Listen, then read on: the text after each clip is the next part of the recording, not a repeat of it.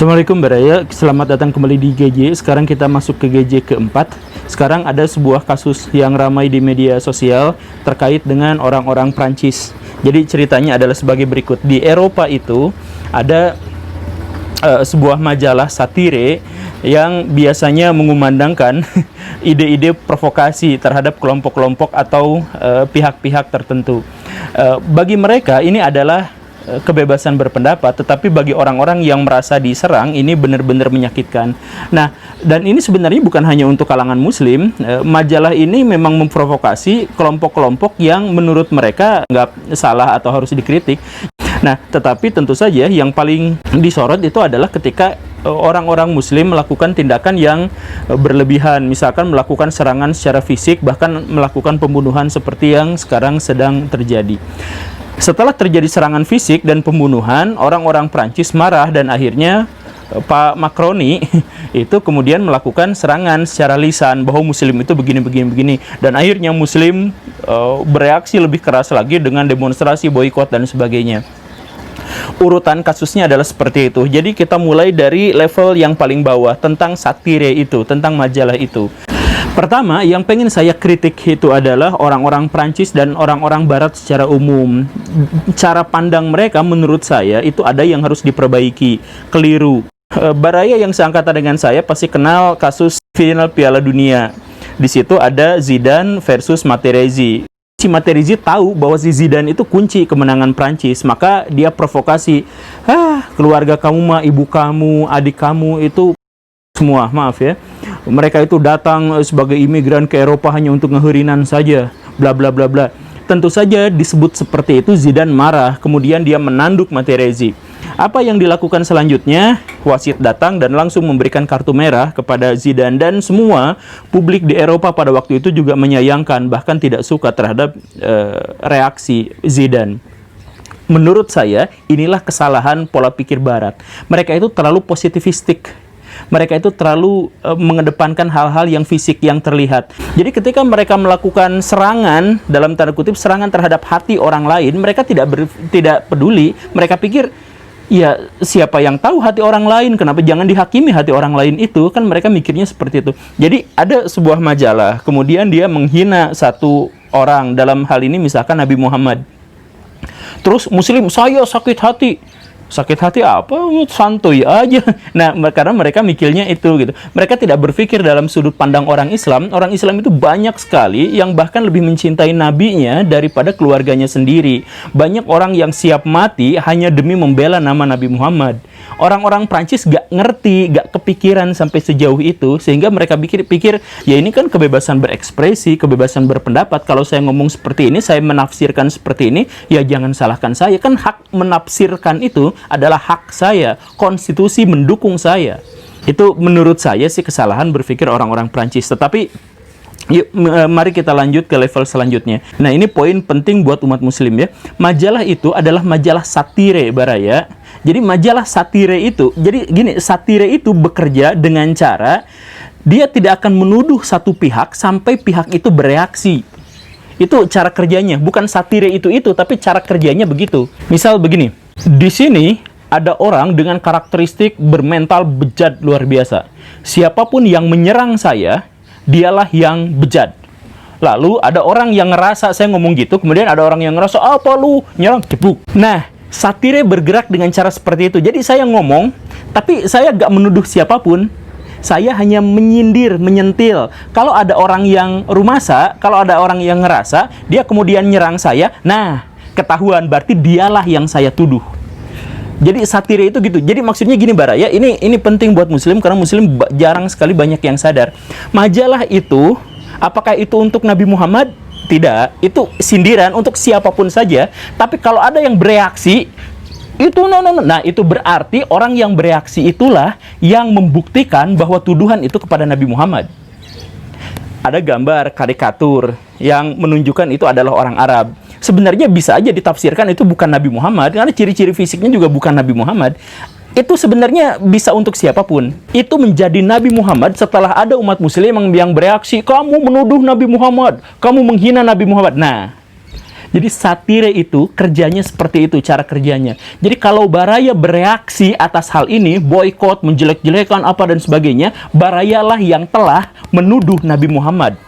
Ini permainan otak level tinggi satire itu, permainan kata-kata yang hanya digunakan oleh orang-orang yang logikanya tinggi, dan banyak di antara muslim yang memang tidak menggunakan logika, tidak terbiasa menggunakan logika, sehingga mereka terjebak lagi, dan terjebak lagi. Nah, sekarang kita lanjutkan permainan silogismenya. Siapa sesungguhnya yang menghina Nabi Muhammad? Apakah orang-orang Prancis yang menulis dengan kata-kata bahwa Nabi Muhammad begini dan begitu, atau dengan gambar, ataukah Muslim yang melakukan kekerasan, menghina Nabi Muhammad melalui tindakan? Nah, ini pertanyaan yang harus disampaikan kepada seluruh Muslim. Karena Muslim itu levelnya baru sampai kata-kata. Perbuatannya enggak. Orang-orang yang menghafal Al-Quran itu banyak sekali. Menghafal dari awal sampai akhir. Menghafal. Karena itu kata-kata. Siapa yang mengamalkan Al-Quran? Sedikit sekali. Karena untuk sampai level perbuatan Muslim itu susah. Muslim itu bilang, Islam itu indah. Islam itu kata-kata, perbuatannya mana? Negara-negara Muslim itu miskin. Negara-negara Muslim itu banyak korupsi. Negara-negara Muslim itu banyak kriminalitas. Itu faktanya, itu perbuatannya. Jadi kata-katanya Muslim itu baik. Nih lihat Al-Quran surat ini, nih lihat hadis ini surat ini. Iya, kata-katanya, perbuatannya mana gitu. Jadi Muslim itu levelnya baru sampai kata-kata. Jadi ketika masuk ke level perbuatan, mereka nggak ngerti, nggak paham. Itu dunia lain buat mereka. Jadi misal begini, ada orang Macroni sekarang ya, yang Prancis itu, si Macroni atau siapapun yang menghina Islam, secara kata-kata, Muslim langsung bereaksi dengan mengatakan mereka melakukan hujatan terhadap Nabi, terhadap Islam, karena kata-kata. Tapi Muslim sendiri itu melakukan penghujatan terhadap agamanya melalui perbuatan. Nyembelih orang di depan kamera, kemudian dia bilang Allahu Akbar, ini jihad kami. Itu melakukan tindakan menghina Islam. Tapi karena itu berupa tindakan, nggak ngerti, itu bukan penghinaan, itu tindakan gitu. Kalau Baraya Muslim, Baraya sering sholat, tapi Baraya korupsi, itu penghujatan luar biasa terhadap Islam. Kalau Baraya Muslim, kemudian Baraya malak sama orang lain, itu penghujatan yang luar biasa, itu tindakan. Nah, jadi sekarang saya mohon kepada Muslim, ya kita sama-sama kritik itu dan sama-sama marah terhadap orang-orang Prancis itu, tetapi yang lebih penting lagi adalah begini, kita yang paling mungkin bisa kita rubah itu adalah diri kita sendiri. Mengubah orang lain itu sangat susah dan memicu banyak konflik, tetapi mengubah diri sendiri itu lebih mudah. Nah, jadi daripada kita salah-salahin satu sama lain, mendingan kita introspeksi diri, kemudian mengubah diri kita sendiri. Apa yang bisa kita lakukan untuk perdamaian dan kebaikan, dan untuk citra yang baik untuk agama kita. Dan terakhir, saya pengen ambil sudut pandang syariat Islam. Ingat Baraya, kalau ada pertentangan di antara kaum muslimin, maka selesaikan di syariat. Kalau sudah syariat ngomong, diam, jangan bantah. Itu doktrin. Kalau Nabi Muhammad dihina, kalau Islam dihina, apa yang harus dilakukan? Pertama, yang paling mungkin dilakukan itu adalah introspeksi seperti yang tadi. Jangan-jangan memang muslimnya yang salah. Pertama, kemungkinan itu. Tetapi kalau ternyata yang salah memang orang-orang sana, maka yang harus dilakukan itu adalah memaafkan. Kalau mungkin, ini syariat Islam ya, kalau mungkin silahkan maafkan. Itu adalah upaya yang paling dihargai oleh Tuhan. Itu, kalaupun lalu tidak bisa memaafkan, ini gak bisa, ini masalah agama, misalkan seperti itu ya, maka balaslah dengan kondisi yang setimpal dan sama persis. Jangan lebih. Kalau lebih itu sudah maksiat.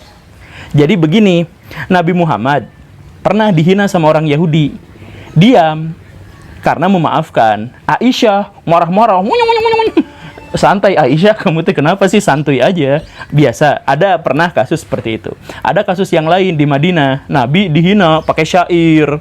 Syair Arab itu kan nyelekit gitu ya. Nah, Nabi Muhammad cari sahabat, siapa di antara kalian yang bisa bikin syair? Oh, saya. Ya udah, balas syairnya, kita perang syair. Jadi Nabi Muhammad itu memberikan kepada kita contoh. Kalau kita diserang, disakiti apa dan sebagainya, yang pertama maafkan. Itu yang paling utama. Kalau tidak memaafkan, balas dia, tetapi dengan level yang sama. Jadi kalau ada misal karikatur yang menjelek-jelekan agama atau menjelek-jelekan Nabi atau menjelek-jelekan kita dan sebagainya, balas. balasnya dengan bikin karikatur lagi, bikin media terkenal, jelek-jelekan tuh Prancis, atau jelek-jelekan tuh agamanya yang dianut orang-orang Prancis. Selesai, udah kayak gitu aja, jangan ditambah-tambah. Kalau ditambah-tambah itu namanya maksiat. Kalau maksiat itu menghasilkan bencana. Sekarang Muslim kenapa banyak tertimpa bencana terus-terusan? Ya karena mereka itu sering berlebih-lebihan, sering bermaksiat, berlebih-lebihan dalam membalas. Begitu. Tapi kan kita harus marah dan sebagainya. Ya harus marah, gak apa-apa. Tapi orang yang paling baik, orang yang paling kuat itu adalah yang marahnya bisa diredam, ditahan, atau disalurkan ke arah yang lebih baik. Kalau Baraya memang benar-benar marah sekarang dengan perilaku orang-orang Prancis, perilaku si Macroni dan sebagainya, bangun peradaban, ciptakan, buat mereka iri sama peradaban kita. Kan itu syariatnya, bukan malah demo kemudian ngelemparin kedubes dan sebagainya. Terima kasih karena sudah menyimak. Silahkan sampaikan kolom komentar di bawah. Assalamualaikum warahmatullahi wabarakatuh.